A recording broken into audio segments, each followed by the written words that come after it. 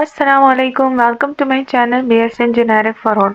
So today we are going to discuss pharmacology chapter, the basics of pharmacology, pharmacokinetic and pharmacodynamic.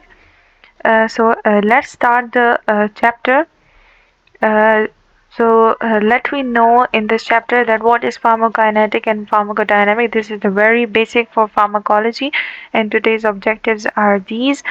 Pharmacokinetics. Let's start with the pharmacokinetics. That what is the why is the pharmacokinetics basics of pharmacology? Because through pharmacokinetics हमें ये पता चलता है कि जो drug हम use कर रहे हैं, यानी कि जो ड्रग हम ले रहे हैं into our mouth, into our body, so वो ड्रग जो है हमारी बॉडी के साथ क्या कर रही है और हमारी बॉडी उस ड्रग के साथ क्या कर रही है, यानी दोनों का जो आपस में रिएक्शन है, दोनों का जो आपस में रिलेशन है, ड्रग का बॉडी के साथ और बॉडी का ड्रग के साथ जो रिलेशन है, आज हम ये पढ़ने जा रहे हैं. सो फार्माकोकाइनेटिक्स क्या है? सबसे पहले हम पढ़ते हैं फार्माकोकाइनेटिक्स क्या है. सो फार्माकोकाइनेटिक्स जो है ये हम कहते हैं study of the absorption distribution. इसमें ज़्यादा वो रीडिंग वगैरह की तरफ हम नहीं जाएंगे, बेसिक कंसेप्ट सीखेंगे कि फार्माकोकाइनेटिक हम कहते किसे हैं. Pharma means drugs, okay, and kinetics means, kinetics हम कहते हैं जो भी चीज़ जो है मोशन में होती है. सो फार्माकोकाइनेटिक्स जो है ये हम किसे कहते हैं? फार्माकोकाइनेटिक बेसिकली जो है एक सब्जेक्ट है, यानी कि ब्रांच है फार्माकोलॉजी की, जिसमें हम पढ़ते हैं कि जो ड्रग्स हम ले रहे हैं वो हमारी बॉडी में किस तरह से एब्जॉर्ब होगी, ठीक है, और फिर वो किस तरह से डिस्ट्रीब्यूट होगी. इसमें ये पॉइंट्स इंपॉर्टेंट है. एब्जॉर्प्शन उसकी किस तरह है, फर्स्ट पॉइंट. डिस्ट्रीब्यूशन उसकी किस तरह से होगी, यानी कि हमारी बॉडी के किस किस हिस्से में वो जाएगा. एंड देन मेटाबॉलिज्म, यानी कि उसकी तोड़ फोड़ कैसे होगी, यानी कि उसकी ब्रेक डाउन कैसे होगी. हमारे बॉडी के कौन से इंजाइम्स, कौन सी जो केमिकल्स हैं हमारे बॉडी में जो कि इसकी ब्रेक डाउन करेंगे. जैसे कि टैबलेट हम खा लेते हैं तो वो तो पूरे हमारे स्टमक में चली जाती है, उसमें उसकी मेटाबॉलिज्म होनी होती है, ब्रेक डाउन होनी होती है. And then excretion of the drug, फिर ड्रग की जो है एक्सक्रीशन कैसे होती है, यानी कि हमारी बॉडी से वो बाहर निकलती कैसे है. बिकॉज अगर ड्रग हमारी बॉडी से एक्सक्रीट नहीं होगी सो ये भी हमारे लिए डेंजरस हो सकता है कि एक ड्रग आपने ले ली है, लाइक पैनाडोल अगर हम ले लें तो वो हम लेते हैं फॉर पेन, ऐसा पेन किलर अगर हम ले लें फॉर हेडेक के लिए. सो अगर ये एक्सक्रीट नहीं होगी, हमारे बॉडी में रहेगी, उसका वो प्रोसेस जो है वो हमारे सर्कुलेशन में चलती रहेगी, so this with cause a serious problem. So अब फार्माकोकाइनेटिक में हम ये पढ़ेंगे कि बॉडी किस तरह से एब्जॉर्ब करेगी ड्रग को, किस तरह से डिस्ट्रीब्यूट करेगी, किस तरह से उसकी मेटाबॉलिज्म होगी और किस तरह से ये एक्सक्रीटेड होगी, यानी कि आउट होगी बॉडी से. So it's mean what the body does to the drug, यानी कि हमारी बॉडी ड्रग के साथ क्या करी है. So this is very important. And Greek में काइनेसिस हम मूवमेंट को कहते हैं, something in motion. So drug की सारी मोशन हमारे बॉडी के through mouth and then stomach and then circulation and then excretion तक इसकी किस तरह से मूवमेंट हो रही है, ये हम पढ़ेंगे फार्माकोकाइनेटिक में. ये वो प्रोसेस होता है जिससे ड्रग एब्जॉर्ब, वही बात वापस की गई है. देन वंस ड्रग, जब एक दफ़ा हम ड्रग ले लेते हैं, पहले वो एब्जॉर्ब्ड हो जाएगी, हमारे ब्लड सर्कुलेशन में एंटर होगी और फिर ये डिस्ट्रीब्यूट हो जाएगी हमारे बॉडी के डिफरेंट पार्ट्स में. यानी कि हमने अगर सर दर्द के लिए गोली खाई है तो वो हमारे बॉडी के उस हिस्से तक जाएगी और उस पेन को जो है ख़त्म करेगी. फिर साइट ऑफ एक्शन पे पहुंचती है, यानी कि जहाँ पे हमें ज़रूरत होती है, जिस हिस्से पे इसके रिसेप्टर्स होते हैं वहाँ पे जाके ये एक्ट करेगी, फिर इसकी मेटाबॉलिज्म हो जाएगी एंड देन ये एक्सक्रीट हो जाएगी बॉडी से. So let's move to the next. Drug जो है ये ट्रांसपोर्टेड होते हैं by across the membrane by passive और एक्टिव ड्रग. अब ये ड्रग जो है हमारे बॉडी जो है ये तो हमें पता है कि सेल से बनी है, एंड सेल जो है सेल के डिफरेंट पार्ट्स होते हैं. सेल के आउटर जो प्रोटेक्टिव मेम्ब्रेन है जिसे हम सेल मेम्ब्रेन कहते हैं, तो ड्रग को अब उस मेम्ब्रेन से जो है पास आउट होना है, यानी कि ये हमारा सेल है, इसके इस मेम्ब्रेन से जो है ड्रग ने पास आउट होना है. और ये ड्रग तभी पास आउट, ये ड्रग जो है मेनली टू जो है मैकेनिज्म से पास हो सकती है। एक है पैसिव ट्रांसपोर्ट एंड एक है एक्टिव ट्रांसपोर्ट। सो पैसिव ट्रांसपोर्ट क्या है? पैसिव ट्रांसपोर्ट हम कहते हैं कि जब ड्रग जो है ये अक्रॉस द मेम्ब्रेन जा रही है किसी भी एनर्जी की ज़रूरत के बिना। पैसिव मीन्स यानी कि उसे एनर्जी की ज़रूरत नहीं है, ठीक है। एंड एक्टिव ट्रांसपोर्ट हम किसे कहते हैं? जिसमें वो कंसंट्रेशन ग्रेडियंट यानी कि ड्रग जो है मूव कर रही है अगेन कंसंट्रेशन ग्रेडियंट के और उसे एनर्जी की ज़रूरत है और ये एनर्जी जो है उस एनर्जी की ज़रूरत है यानी कि एटीपीज़ की ज़रूरत है और ये स्पेसिफिक प्रोटीन कैरियर्स होते हैं वो इसे ट्रांसपोर्ट करते हैं। सो पैसिव ट्रांसपोर्ट जो है वो ड्रग्स हम ले लेते हैं वो ड्रग्स जो कि हाईली लिपिड सॉल्युबल होंगी और अनआयनाइज्ड होंगी। वो ड्रग्स जो कि हाईली लिपिड सॉल्युबल होंगी और अनआयनाइज्ड होंगी वो जल्दी से एब्जॉर्ब हो जाएगी। किस वजह से? जो हाईली लिपिड सॉल्युबल ड्रग होती हैं, बिकॉज हमारा जो सेल मेम्ब्रेन है ये भी हाईली लिपिड सॉल्युबल होता है। सो वो ड्रग्स जो कि हाईली लिपिड सॉल्युबल होंगी एंड अनआयनाइज्ड फॉर्म में होंगी वो जल्दी से उसको क्रॉस कर लेंगी।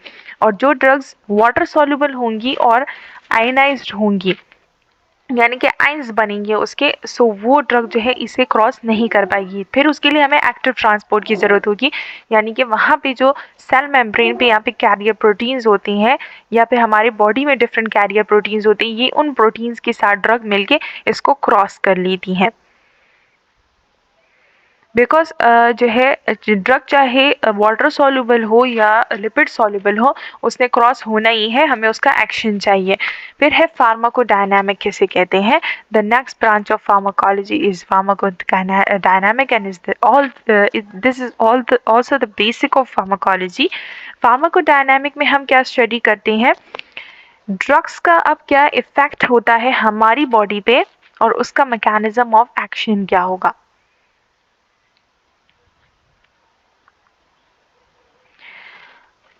अब ड्रग जो है वो हमारी बॉडी के साथ क्या कर रही है? पहले हमने फार्माकोकाइनेटिक में पढ़ा कि हमारी बॉडी ड्रग के साथ क्या कर रही है, यानी कि अब एब्जॉर्प्शन करना हमारे बॉडी का काम है, ये सारे मेटाबॉलिज्म एक्सक्रीशन ये हमारे बॉडी पार्ट्स करेंगे।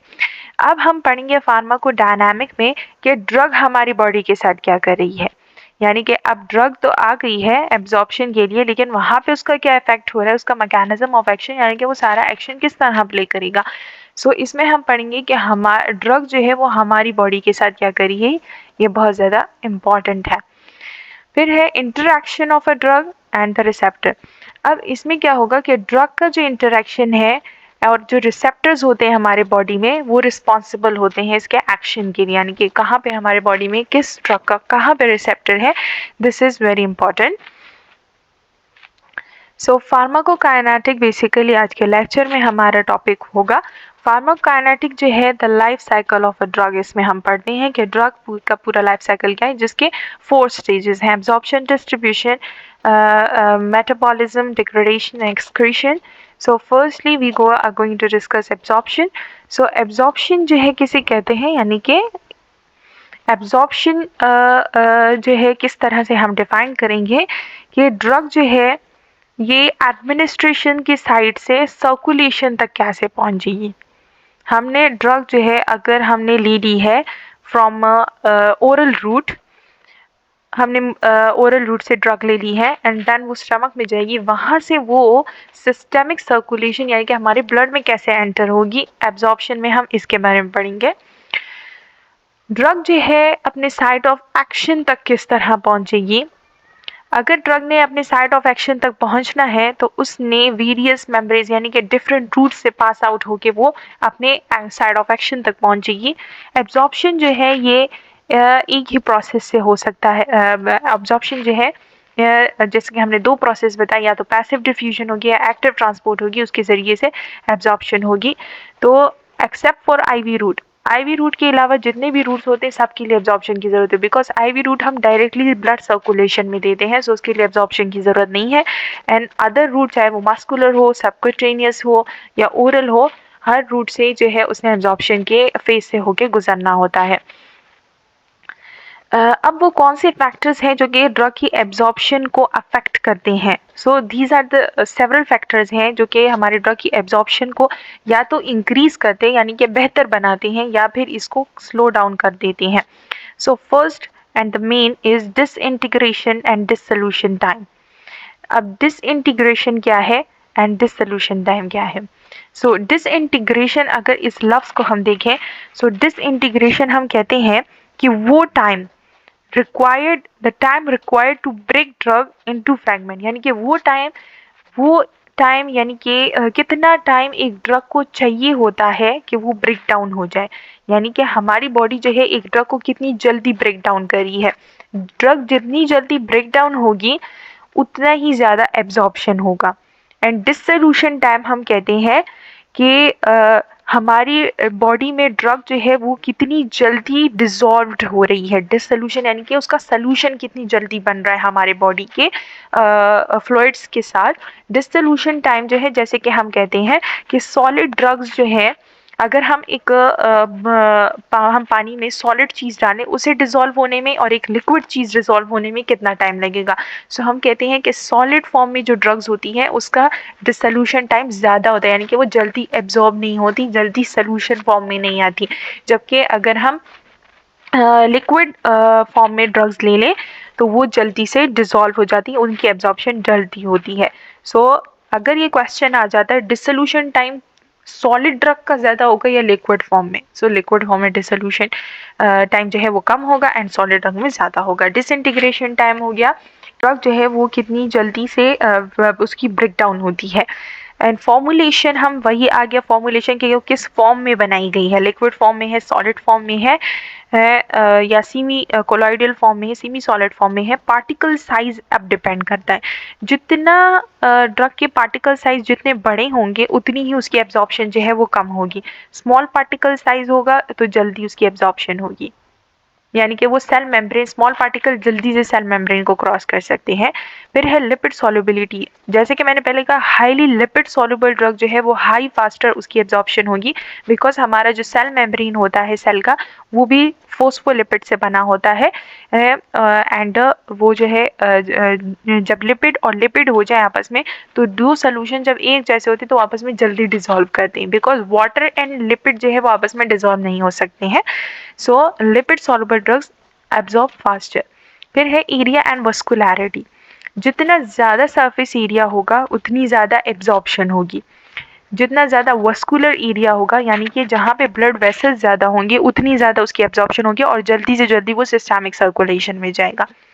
गैस्ट्रोइंटेस्टाइनल मोटिलिटी जितनी ज़्यादा होगी उतनी ज़्यादा जो है वो ड्रग की एब्जॉर्प्शन होगी. And presence of food, presence of food जो है किस तरह से हो सकता है कि कुछ ऐसे ड्रग्स होते हैं जो कि कम्प्लेक्सेस बनाते हैं, यानी कि वो कंट्राइंडिकेटेड होते हैं दूसरे फूड्स के साथ देने में. जैसे कि हमारे पास यहाँ पे एग्जांपल दी गई है टेट्रासाइक्लिन. टेट्रासाइक्लिन जो है ये कभी भी हम कैल्शियम प्रोडक्ट्स के साथ नहीं देते, यानी कि अक्सर न दवाइयों के साथ लिखा होता है कि ये दवाई जो है यानी कि ये ड्रग जो है हमने मिल्क के साथ लेनी है, ये ड्रग जो है हमने प्लेन वाटर के साथ लेनी है. सो टेट्रासाइक्लिन जो है ये फॉर्म्स है, ये एंटीबायोटिक्स है. टेट्रासाइक्लिन एंटीबायोटिक्स है एंड टेट्रासाइक्लिन जो है ये चिलेट बनाती है यानी कि कम्प्लेक्स बनाती है कैल्शियम, जिन फूड में कैल्शियम प्रेजेंट होता है उनके साथ कम्प्लेक्स बनाती है. सो हमने जब भी टेट्रासाइक्लिन लेनी है हमने पेशेंट को पहले से बताना है कि आपने प्लेन वाटर के साथ लेना है, मिल्क के साथ नहीं लेना है, बिकॉज फिर इसका इफेक्ट जो है वो सारा ख़त्म हो जाएगा. And then pH and ionization, pH and ionization किस तरह से अफेक्ट करता है एब्जॉर्प्शन को. पीएच एंड आयनाइज, जैसे कि हमने कहा कि आयनाइज ड्रग्स जो होती हैं ये पुअरली एब्जॉर्ब्ड होती हैं, अनआयनाइज ड्रग जो है उसकी फास्टर एब्जॉर्प्शन होती है. ये पॉइंट याद रखिएगा पेपर्स के लिए. आयनाइज ड्रग पुअरली एब्जॉर्ब्ड होती है जबकि अनआयनाइज ड्रग जो है and lipid soluble are well absorbed होती हैं. एसिडिक ड्रग्स जो है remain unionize in acidic medium, अगर हम एसिडिक ड्रग्स लेते हैं तो एसिडिक मीडियम में उनकी आयनाइजेशन नहीं होगी एंड स्टमक जो है वो जल्दी से उसे एब्जॉर्ब कर लेगा, जैसे कि aspirin and barbiturates. Okay, aspirin and barbiturate जो है ये एंटी डिप्रेसेंट, बार्बिट्यूरेट जो है ये एंटी डिप्रेसेंट ड्रग है. ये जल्दी से एब्जॉर्ब हो जाएंगी, ये एसिडिक ड्रग्स हैं and this is also important for the paper. फिर है कि बेसिक ड्रग्स जो है ये अनआयनाइज्ड फॉर्म में होती हैं। अगर ये अल्कालाइन मीडियम में चली जाती है वहाँ पे ये आयन की आयनाइजेशन नहीं होगी इंटेस्टाइन में, और जहाँ से ये रैपिडली एब्जॉर्ब हो जाएंगी, जैसे कि पिथिडीन एंड इफ्रिडीन जो है ये पिथिडीन एंड इफ्रिडीन ये इमिप्रिडीन डेरिवेटिव ड्रग्स हैं एंड बेसिकली ये डायरिया वगैरह में भी यूज़ होती है। तो ये इंटेस्टाइन में इनकी एब्जॉर्प्शन होती है, इंटेस्टाइन का बेसिक ड्रग्स है और बेसिक मीडियम में अगर इनकी एब्जॉर्प्शन होती है तो जो है इनकी एब्जॉर्प्शन जल्दी होगी एंड ये आयनाइज्ड नहीं होंगी एंड आयनाइज के बाद अगर और वो ड्रग्स जो कि आयनाइज्ड फॉर्म में कन्वर्ट हो जाती हैं वो जल्दी से एब्जॉर्ब नहीं होती। देन आता है मेटाबॉलिज्म। मेटाबॉलिज्म जो है किस तरह से वो करता है कि कुछ ड्रग्स ऐसी होती हैं जो कि गट उसे यानी कि स्टमक में डिग्रेड हो जाती हैं, फिर उसके बाद उसका कोई भी इफेक्ट नहीं होता, जैसे कि नाइट्रोग्लिसरीन एंड इंसुलिन। नाइट्रोग्लिसरीन जो है ये सबलिंगुअली हम देते हैं या फिर पानी में डिसॉल्व करके देते हैं, जैसे कि डिस्प्रिन हो गई, ये हमारी जो है ब्लड क्लॉटिंग ब्लड थिनर है एंड इंसुलिन जो है ये हमने कभी भी नहीं देखा जो कि ओरली दिया जाता हो। इंसुलिन जो है ये हमेशा जो है सबकट दिया जाता है सबकट दिया जाता है और क्योंकि ये गट जो है गट की जो प्रोटियोलिटिक एंजाइम होते हैं वो इसको डिग्रेड कर देते हैं। देन है डिजीज ऑफ द गट। अगर गट की कोई ऐसी डिजीज़ है जिसकी वजह से ड्रग की माल एब्जॉर्प्शन यानी कि उसकी एब्जॉर्प्शन सही नहीं हो पा रही है, जैसे कि एक क्लोरीडिया हो गया है, अगर HCl कम हो गया है, एक क्लोरीडिया हम कहते हैं HCl अगर कम हो गया है जिसकी वजह से एब्जॉर्प्शन जो है कुछ ड्रग्स की कम हो जाती है। फिर है स्लो एब्जॉर्प्शन, कौन कौन से रूट से स्लो एब्जॉर्प्शन होती है, कौन से रूट से हाई फास्टर एब्जॉर्प्शन होती है। सो ओरली जो हम लेते हैं तो जो swallow करते हैं वहाँ से स्लो एब्जॉर्प्शन होगी। म्यूकस मेम्ब्रेन से जो जाएंगी जैसे कि ओरल म्यूकोजा यानी कि सबलिंगुअल रूट, यहाँ पे ये थोड़ा सा मिस्टेक है, बाद में मैं इसे आपको क्लियर कर देती हूँ। नेजल म्यूकोजा से इंसफलेटेड यानी कि हम जो ब्लो कर लेते हैं नेजल उससे जो लेते हैं स्प्रेज होती हैं। टॉपिकल और ट्रांसडर्मल यानी कि स्किन पे जो हम लगाते हैं ट्यूब्स वगैरह ऑइंटमेंट्स वगैरह, एंड रेक्टल सपोजिटरीज जो कि हम देते हैं फॉर कॉन्स्टिपेशन के लिए, उनकी एब्जॉर्प्शन भी कम होती है। फास्टर एब्जॉर्प्शन ड्रग्स जो हैं उनके रूट्स हैं IV है, इंट्रावेनियस जो कि हम वेन्स में लगाते हैं, इंट्रामस्कुलर, सबक्यूटेनियस एंड इंट्रापेरिटोनियल है। इंट्रापेरिटोनियल रूट से पेरिटोनियम जो है यानी कि थ्रू पेरिटोनियल जो लेयर होती है हमारी एब्डोमेन में एंड इनहेल्ड थ्रू लंग्स। सो इसकी जो कैटेगराइजेशन है वो कुछ इस तरह से की गई है कि जो फास्टर रूट ऑफ एब्जॉर्प्शन है, सबसे फास्टर रूट ऑफ एब्जॉर्प्शन जो है वो इनहेलेशन है।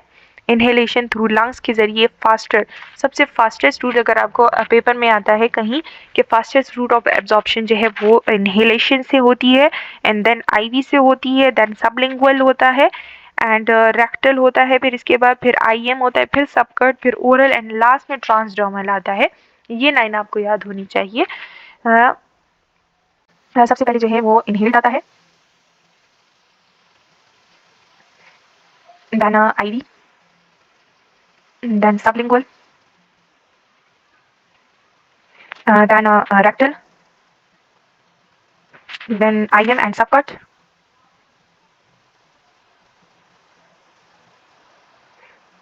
then oral,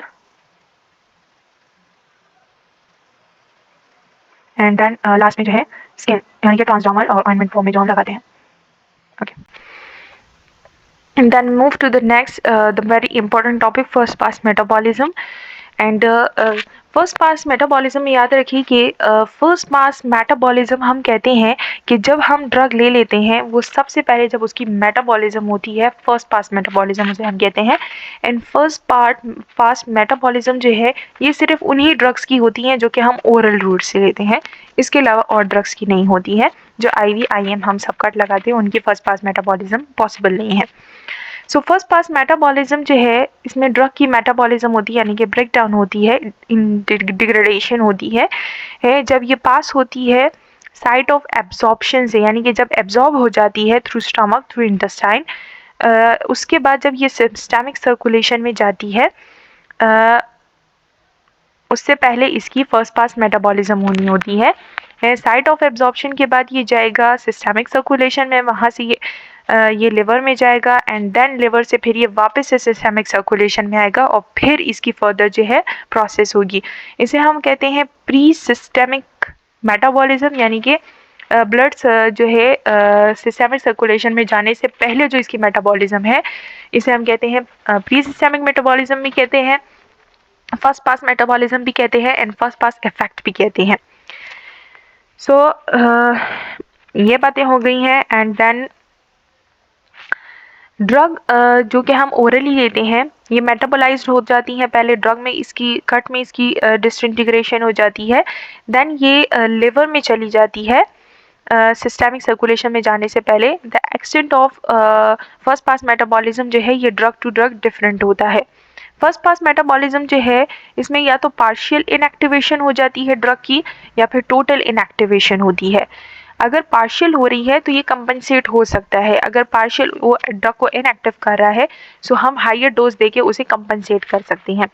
so basically first pass metabolism जो है ये जब हम ओरल रूट से लेते हैं तभी इसका फर्स्ट पास मेटाबॉलिज्म होता है। एंड फर्स्ट पास मेटाबॉलिज्म में क्या होता है कि सबसे पहले हम ड्रग जो है वो थ्रू ओरल रूट के ले लेते हैं, ओरल रूट से हमने ड्रग ले ली, देन वो गई स्टमक में उसकी एब्जॉर्प्शन हो गई एंड थ्रू कैपिलरीज के ज़रिए से एब्जॉर्प्शन जब उसकी हो गई, कैपिलरीज से ये पोर्टल वेन के ज़रिए से जाएगी, मेटाबॉलिज्म लिवर में जाएगी, लिवर में इसकी मेटाबॉलिज्म होगी। यानी कि अगर हम यहाँ पे इसका एक डायग्राम सा बना दें, so and this is the liver. Okay, so first हमने ओरल रूट से ड्रग ले ली, ड्रग आ गई यहाँ पे, इसकी यहाँ पे जो है पहले डिग्रेडेशन हो गई, यहाँ से ड्रग जो है ये एब्जॉर्ब हो जाएगी एंड कैपिलरीज के ज़रिए से एब्जॉर्ब होगी एंड पोर्टल वेन के ज़रिए से, ये हो गई हमारी पोर्टल वेन, जो कि पोर्टल वेन वो वेन होती है जो कि लिवर को ब्लड सप्लाई करती है।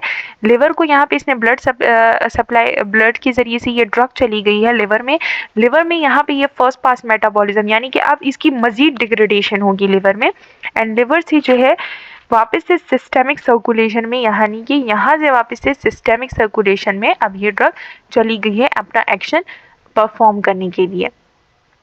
सो सिस्टमिक सर्कुलेशन में चली गए, तो इससे अब फर्स्ट पास मेटाबॉलिज्म का पर्पस क्या हुआ?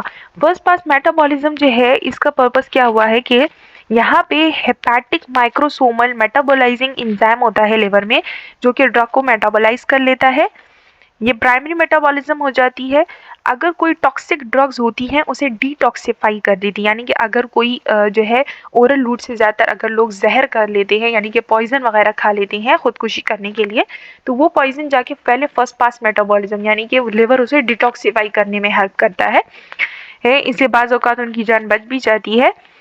एंड ये ड्रग जो है इसकी फॉर्म को भी चेंज कर देता है एंड इसकी एक्सक्रीशन में भी हेल्प करता है, कन्वर्ट करता है ड्रग को from inactive to active and then less active, यानी कि ये ड्रग जो है इसे एक्टिव फॉर्म से इनएक्टिव कर देता है ड्रग को, इसकी बायोअवेलेबिलिटी भी कम कर देता है। फर्स्ट पास मेटाबॉलिज्म के कुछ जो है वो हम कह लें कि नेगेटिव साइड्स हैं कि ड्रग की जो एक्टिव फॉर्म है ड्रग की वो इनएक्टिव में कन्वर्ट हो जाएगी, इसकी बायोअवेलेबिलिटी कम हो जाएगी, ये ड्रग को डिटॉक्सिफाई कर देगा, तो बायोअवेलेबिलिटी कम हो जाएगी तो वो कंपनसेट हम कर सकते हैं, जैसे कि हमने कहा कि पार्शियल इनएक्टिवेशन हो रही है, टोटल इनएक्टिवेशन हो रही है। अगर पार्शियली वो इनएक्टिवेशन कर रहा है तो हम वो हायर डोज देके कंपनसेट कर सकते हैं, जैसे कि नाइट्रोग्लिसिन हो गया, सल्ब्यूटामॉल हो गया, ये दोनों जो है ओरल उसे अगर हम ले रहे हैं तो इसकी जो है इनएक्टिवेशन अगर पार्शियल इनएक्टिवेशन होती भी है तो हम जो है इसकी बायोअवेलेबिलिटी को इंक्रीज़ करने के लिए डोज बढ़ा सकते हैं। सल्ब्यूटामॉल जो है ये बेसिकली अस्थमा के लिए हम यूज़ करते हैं, नाइट्रोग्लिसरीन जो है वेजोडाइलेटर है, ये हम बेसिकली हार्ट अटैक वगैरह में यूज़ करते हैं। देन इसके बाद आ गया है bioavailability and bio equivalency, these are the basic 2 points. Bioavailability क्या होती है एंड बायो इक्विवेलेंसी क्या होती है? बायोअवेलेबिलिटी हमने जैसे आपको बताया, बायोअवेलेबिलिटी जो है ड्रग की वो अमाउंट जो कि हमने ओरली ले ली एंड ड्रग की वो अमाउंट जो कि फर्दर प्रोसेस से एब्जॉर्प्शन के बाद वो ड्रग की अमाउंट जो कि सिस्टेमिक सर्कुलेशन में प्रेजेंट है, बिकॉज हमने जिस अमाउंट में ड्रग ली है वो उसी अमाउंट में तो सिस्टेमिक सर्कुलेशन में नहीं आएगी, क्योंकि उसकी मजीद कुछ डिग्रेडेशन दरमियान में हो गई है, वो दरमियान में कुछ प्रोसेस से हो के पास हो रहा है। सो उसकी सिस्टेमिक सर्कुलेशन में उसकी ड्रग की जो अमाउंट है वो कितनी है जब हमने एडमिनिस्टर किया था उसके मुकाबले में। सो बेसिकली हमने जैसे कहा कि आईवी रूट को फर्स्ट पास आईवी रूट को एब्जॉर्प्शन की ज़रूरत नहीं होती है, तो उसकी वैलिडिटी 100% ही रहती है। बाकी जो हम जिस रूट से लेते हैं उनकी वैलिडिटी कम हो जाती है, यानी कि जो हमने ओरल फॉर्म में जितना डोज लिया है उतना ही प्रेजेंट नहीं होता सिस्टेमिक सर्कुलेशन में एक्शन परफॉर्म करने के लिए। So validity is the basically the amount of drug present in the systemic circulation। and bioequivalency हम किसे कहते हैं? bioequivalency जो है ये इसमें हम कंपैरिजन करते हैं डिफरेंट ड्रग्स की बायोअवेलेबिलिटी की, यानी कि जितनी यानी कि सेम ड्रग्स जो है उनकी बायोअवेलेबिलिटीज़ को हम कंपैरिजन करते हैं, और अगर वो डिफरेंट फॉर्मुलेशन में बनाए, यानी कि अगर सेम ड्रग है, अगर वो पैनाडोल है, अगर वो टैबलेट फॉर्म में है और ओरल लिक्विड फॉर्म में भी है, तो सेम ड्रग है लेकिन बायोअवेलेबिलिटीज उसकी डिफरेंट है, उसकी स्टडी को हम बायोइक्विवेलेंसी कहते हैं। बायोइक्विवेलेंसी क्या है? Two drugs are said to be bioequivalent. दो ड्रग्स तभी बायोइक्विवेलेंट होते हैं जब उनकी बायोअवेलेबिलिटी और इफिकेसी जो है वो सेम हो। इफिकेसी हम कहते हैं बेसिकली इफिकेसी हम कहते हैं कि एक ड्रग जो है वो कितना इफ़िशेंट है, यानी कि कितना इफ़िशेंट है कि वो कितना एक्शन परफॉर्म कर रहा है, that they are administered in the same molar doses at same route of कि अगर हम उसे एडमिनिस्टर करेंगे सेम डोज में सेम रूट के ज़रिए से, तो उसकी जो इफिकेसी और बायोअवेलेबिलिटी है वो सेम होगी। इम्पॉर्टेंस ऑफ बायोइक्विवेलेंसी हम किस में है? ये जेनेरिक सब्स्टिट्यूशंस की ज़्यादा नेसेसरी होती है, और जेनेरिक यानी कि जेनेरिक प्रोडक्ट बनाने के लिए, जैसे कि हम पढ़ते हैं फार्माकोलॉजी, इसमें हमने जेनेरिक नेम याद करने होते हैं। ब्रांड प्रोडक्ट्स बाद में हमें याद हो जाते हैं, क्योंकि जेनेरिक प्रोडक्ट्स का नाम याद रखना ज़रूरी है, क्योंकि जेनेरिक प्रोडक्ट्स जो होते हैं ये चीपर होते हैं दैन ब्रांड प्रोडक्ट से, क्योंकि अक्सर होता है ब्रांड का नाम लग जाता है, वो ज़्यादा उसकी कॉस्ट ज़्यादा कर देते हैं। जेनेरिक प्रोडक्ट जो होते हैं, आपको दो ड्रग जो है डिफरेंट कंपनीज़ की मिलेंगी, सेम ड्रग होगी, डिफरेंट कंपनीज, सेम अवेलेबिलिटी होगी, सेम उसकी एफिकेसी होगी, लेकिन जो है कॉस्ट में वो डिफरेंस होगा, तो हमने जेनेरिक प्रोडक्ट्स की ज़रूरी होता है। सो दिस इज़ द बायोइक्विवेलेंसी जो है वो सेरम कंसनट्रेशन कितनी है, कितने आवर बाद उसकी बायोअवेलेबिलिटी कम हो रही है। एंड फैक्टर अफेक्टिंग बायोअवेलेबिलिटी, कौन से फैक्टर्स हैं जो कि बायोअवेलेबिलिटी को जो है अफेक्ट करते हैं? Physical properties of the drug. Solubility सबसे पहले, जितना ज़्यादा लिपिड सॉल्युबल होगा उतनी ज़्यादा उसकी बायोअवेलेबिलिटी होगी। ओके जितना ज़्यादा लिपिड सॉल्युबल होगा उतनी ही ज़्यादा उसकी बायोअवेलेबिलिटी होगी। And then the drug formulation, drug को किस उसमें फॉर्म में बनाया गया है, सॉलिड फॉर्म में, लिक्विड फॉर्म में है। जो सॉलिड फॉर्म में होंगी उनकी बायोअवेलेबिलिटी कम होगी, क्योंकि एब्जॉर्प्शन कम होगी तो बायोअवेलेबिलिटी कम होगी। एंड गैस्ट्रिक एम्प्टिंग टाइम, अगर जल्दी से एब्जॉर्ब हो रहा है तो बायोअवेलेबिलिटी ज़्यादा होगी, अगर जल्दी एब्जॉर्ब नहीं हो रहा तो बायोअवेलेबिलिटी कम होगी। जीआई ट्रैक की क्या कंडीशन, यानी कि जैसे कि हमने पढ़ा कि अगर मैल एब्जॉर्प्शन हो रही है सो बायोअवेलेबिलिटी कम हो जाएगी, एक्लोरिडिया है तब भी बायोअवेलेबिलिटी कम होगी। पीएच इन स्टमक, अगर स्टमक का पीएच जो है वो कम हो गया है जितना एसिडिक होना चाहिए उतना नहीं है, तो उसकी जो ड्रग्स जो है वो एसिडिक कंडीशन में जो है वो ज़्यादा अच्छे से काम करती हैं, सो वो नहीं हो पाएगा। फिर first pass effect morphine आइसोसोर्बाइड डाइनाइड्रेट, first pass effect जो है ये बायोअवेलेबिलिटी को कम कर देता है, जैसे कि अभी अभी हमने पढ़ा फर्स्ट पास मेटाबॉलिज्म से। मॉर्फिन जो है ये पेन किलर्स वगैरह हैं। सरफेस एरिया फॉर एब्जॉर्प्शन, जितना ज़्यादा सरफेस एरिया होगा उतनी ही ज़्यादा एब्जॉर्प्शन होगी, उतनी ज़्यादा बायोअवेलेबिलिटी होगी। Drug drug interaction, antacid and clarithromycin, अगर ड्रग और ड्रग की इंटरेक्शन होगी तो इससे बायोअवेलेबिलिटी जो है वो कम हो सकती है ड्रग ड्रग की इंटरेक्शन से। फूड ड्रग इंटरेक्शन से भी बायोअवेलेबिलिटी कम हो सकती है, जैसे कि हमने टेट्रासाइक्लिन का पढ़ लिया। अब हम आ जाते हैं डिस्ट्रीब्यूशन पे। डिस्ट्रीब्यूशन ड्रग की किस तरह से होगी? ड्रग की एब्जॉर्प्शन हो गई है, फर्स्ट पास मेटाबॉलिज्म हो गई, एंड देन अब ड्रग जो है वो सिस्टेमिक सर्कुलेशन में जाने के बाद हमारी वेरियस बॉडी टिश्यूज़ के पार्ट्स में जाके किस तरह से डिस्ट्रीब्यूट होगा, अपने साइट ऑफ एक्शन तक किस तरह पहुंचेगा। तो अपने साइट ऑफ एक्शन तक पहुंचने के लिए इसे डिफरेंट बैरियर्स क्रॉस करने होंगे, जैसे कि एब्जॉर्प्शन हो गई, डिस्ट्रीब्यूशन हो गई, ये also involves the same process. इसमें भी सेम प्रोसेस होता है एब्जॉर्प्शन की तरह। पहले फिल्ट्रेशन होती है, इसकी डिफ्यूजन हो जाएगी सेल मेम्ब्रेन से, एंड स्पेशलाइज ट्रांसपोर्ट्स इसे लेकर कैरी करेंगे एंड साइट ऑफ एक्शन तक लेके जाएंगे।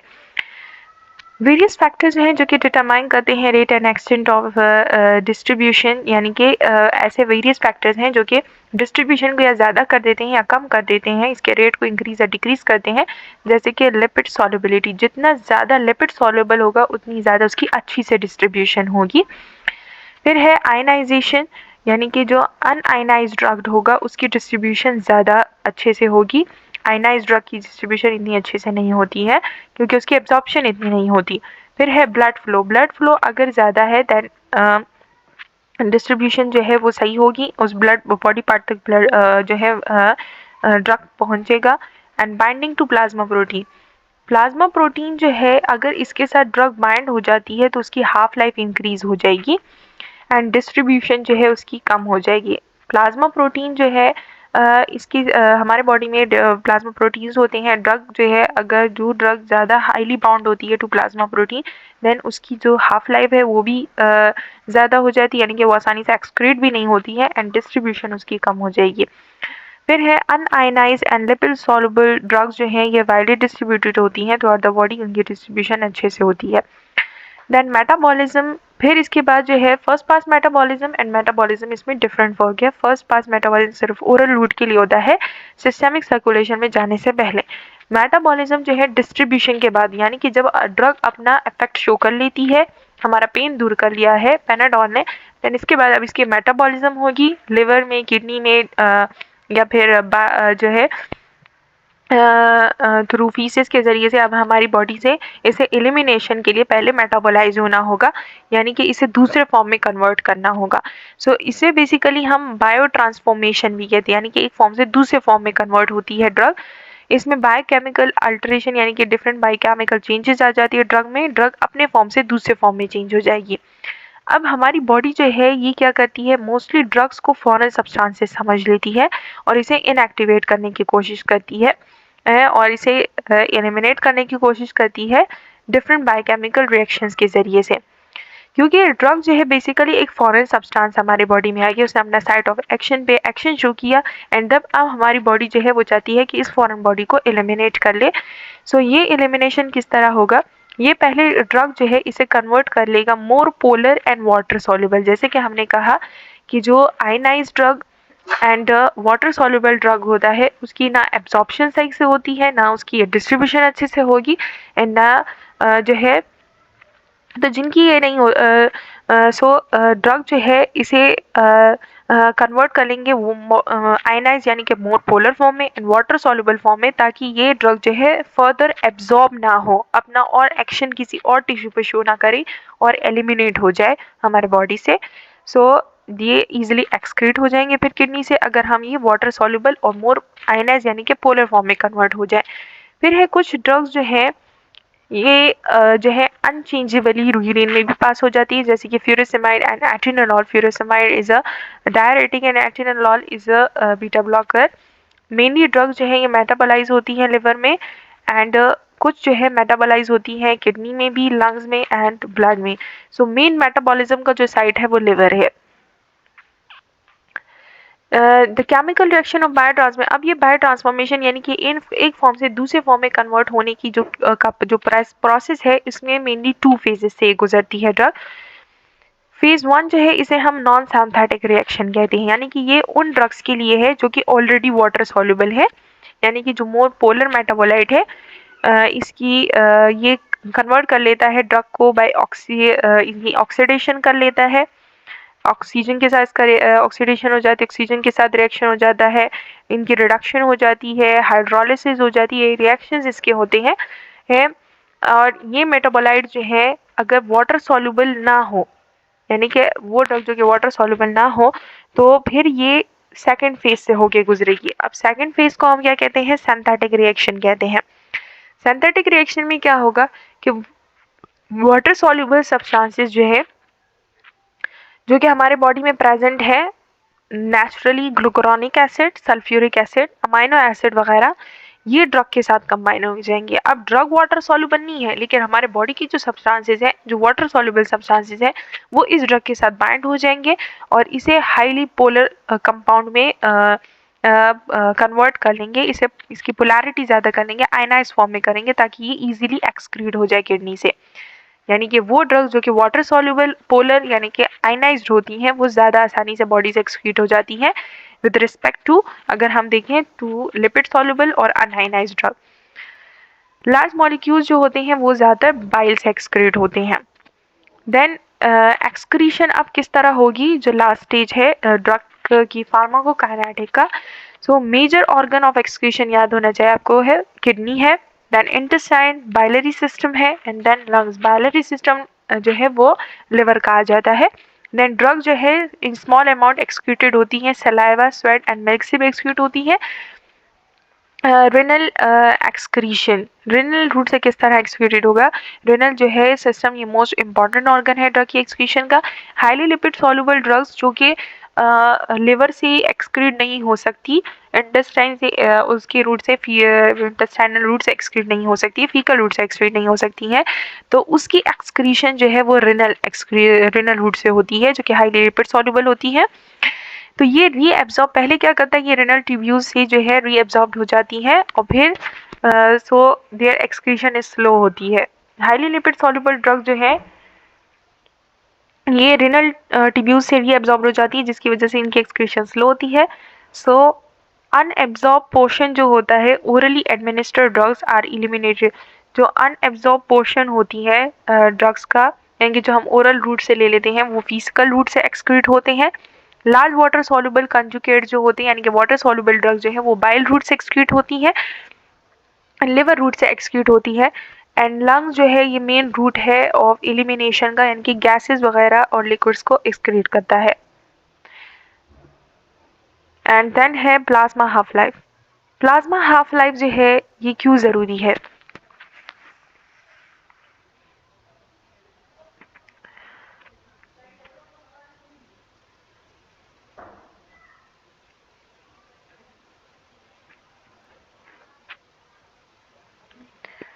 सो हाफ लाइफ जो है ये क्या होती है और किस लिए ज़रूरी है प्लाज्मा हाफ लाइफ। प्लाज्मा हम कहते हैं हमारा जो सर्कुलेशन सिस्टम है उसे ले लेते हैं। हाफ लाइफ हम कहते हैं कि एक जो चीज़ है या एक ऑब्जेक्ट है या एक ड्रग है, वो उसका कितने टाइम पीरियड में ये ड्रग जो है अपने हाफ को पहुंच जाएगी, यानी कि इसकी वैल्यू हाफ हो जाएगी, इसका जो कंसंट्रेशन है वो हाफ हो जाएगा।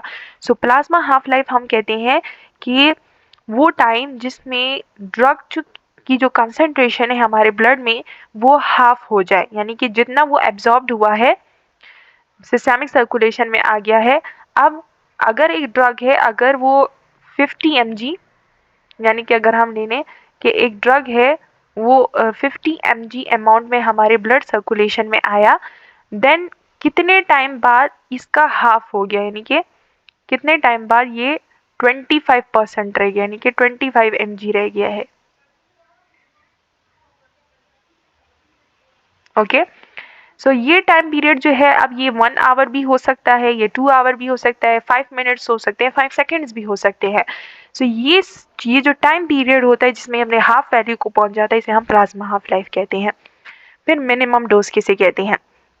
मिनिमम हम कहते हैं कम से कम, यानी कि वो कम से कम डोज जिस पे एक थेराप्यूटिक, यानी कि वो हमारा वो थेराप्यूटिक इफेक्ट जो है वो शो कर सके। यानी कि अगर हमें पेन हो रहा है, हेडिक है, हमने पैनाडोल खा ली है, तो पैनाडोल की वो मिनिमम डोज जो कि हमारा वो सर दर्द दूर कर सकती है, उसे हम मिनिमम डोज कहते हैं।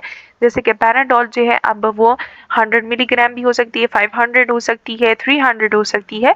सो हमने अगर हमारा जो हेडिक है वो 100 मिलीग्राम पे दूर हो रहा है, तो हमने 500 नहीं लेनी बल्कि 100 लेनी है।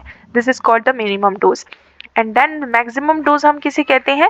मैक्सिमम हम डोज कहते हैं वो लार्ज डोज जो कि हम सेफली पेशेंट को दे दें किसी भी हार्मफुल इफेक्ट के प्रोड्यूस होने के बगैर। यानी कि मैक्सिमम डोज हम कहते हैं the largest dose of the drug that can safely given to patient without producing harmful effect. यानी कि एक अब जैसे कि मेरा हेडेक दूर करने के लिए मुझे 500 मिलीग्राम की ज़रूरत है, 100 पे मेरा नहीं हो रहा, लेकिन वो 500 मिलीग्राम भी मुझे ऐसे प्रिस्क्राइब हो कि उससे मुझे कोई हार्मफुल इफेक्ट ना हो, बल्कि सेफली मुझे मेरा वो हेडेक ठीक हो जाए, मुझे कोई हार्मफुल एडवर्स इफेक्ट्स ना हो इसकी वजह से। This is called the maximum dose. Then the toxic dose अब क्या होगा? टॉक्सिक डोज जो है वो डोज होता है ड्रग का जिससे अनडिजायरेबल इफेक्ट शो होते हैं, यानी कि साइड इफेक्ट्स कुछ एडवर्स इफेक्ट्स शो होंगे मेजॉरिटी ऑफ द पेशेंट्स में, अनडिजायरेबल इफेक्ट।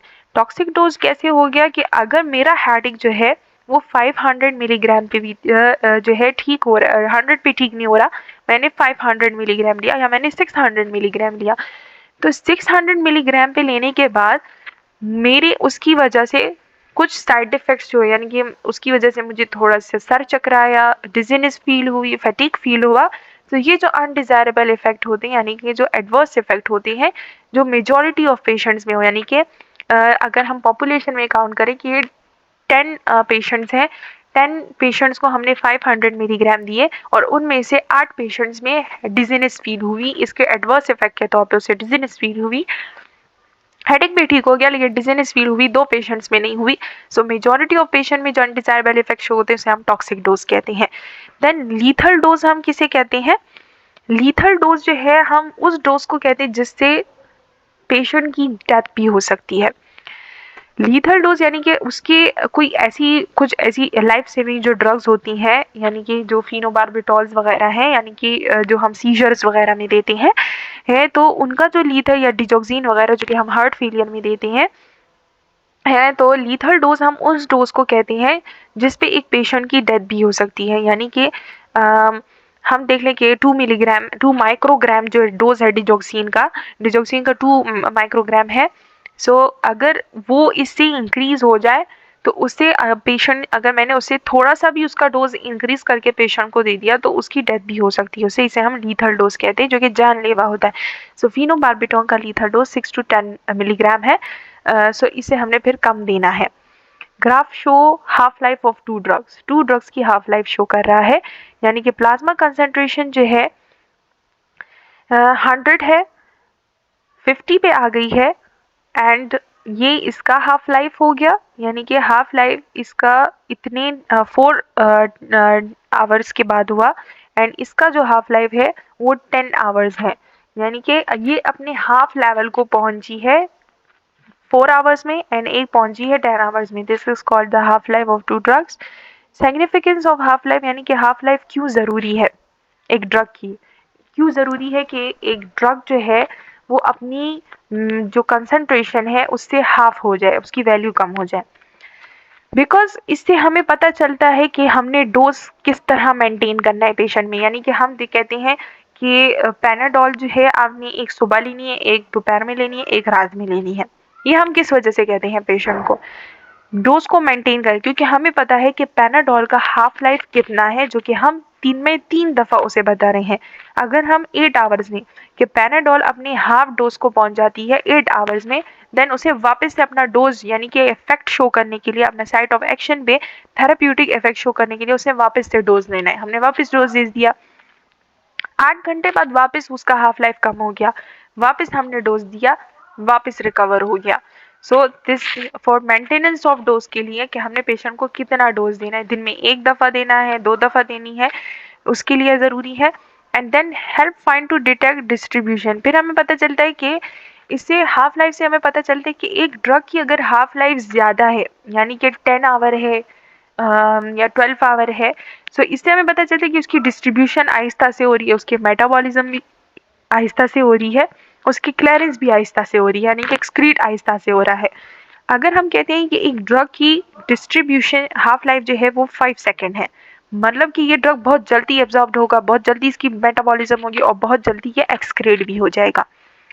फिर इसके बाद है ये हमें आइडिया देता है time to attain a steady concentration, कि एक पेशेंट में हमने थेराप्यूटिक इफेक्ट शो करने के लिए ड्रग का डोज किस तरह से मेंटेन रखना है, उसकी स्टडी कंसंट्रेशन टाइम कितना होना चाहिए, कि 8 घंटे बाद देना है, 2 घंटे बाद इसे दवाई देनी है। फिर है help in calculating the total clearance, फिर हम इसकी टोटल क्लियरेंस भी कैलकुलेट कर सकते हैं कि कितने टाइम में एक ड्रग जो है वो एक्सक्रीट होती है। इसके बाद है फैक्टर अफेक्टिंग हाफ लाइफ। कौन कौन से फैक्टर जो कि अफेक्ट करते हैं हाफ लाइफ को? So first is the renal excretion. Renal excretion अगर नहीं होगी तो हाफ लाइफ जो है एक ड्रग का जो है वो ज़्यादा हो जाएगा। Impaired ability of kidney to excrete, अगर किडनी जो है वो एक्सक्रीट नहीं कर पा रही है एक ड्रग को तो उसका हाफ लाइफ जो है वो बहुत ज़्यादा हो जाएगा, यानी कि वो हमारे सिस्टमिक सर्कुलेशन में रहेगी। हाफ लाइफ बेसिकली क्यों कम होता है? क्योंकि एक्सक्रीशन होती है उसकी, अगर एक्सक्रीशन नहीं होगी तो हाफ लाइफ ज़्यादा होगा, वो हमारे बॉडी में ही रहेगी ड्रग। लिवर मेटाबॉलिज्म, लिवर जो है ये कन्वर्ट करता है एक्टिव ड्रग को टू इनएक्टिव फॉर्म में एट स्लो रेट पे ड्यू टू डिजीज। अगर किसी डिजीज की वजह से लिवर जो है वो एक ड्रग को एक्टिव फॉर्म से इनएक्टिव नहीं बना रही है देन उसका हाफ लाइफ इंक्रीज हो जाएगा। फिर इसके बाद है यानी कि उसकी अगर मेटाबॉलिज्म नहीं हो रही है तो वो बेस हमारे कॉन्स्टेंटली ब्लड सर्कुलेशन में चलती जाएगी और एक्सक्रीट नहीं होगी। फिर है प्रोटीन बाइंडिंग, एक ड्रग जितनी ज़्यादा प्रोटीन के साथ बाइंड होती है उतनी ही जल्दी वो एक्सक्रीट नहीं होती है, यानी कि उसका हाफ लाइफ ज़्यादा होता जाएगा। बाइंडिंग अगर उसकी ज़्यादा है तो उसका जो हाफ लाइफ है वो भी ज़्यादा होगा। ओके,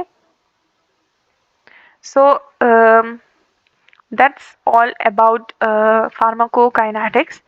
फार्माकोडायनामिक्स के लिए इस वीडियो का नेक्स्ट पार्ट देखिएगा।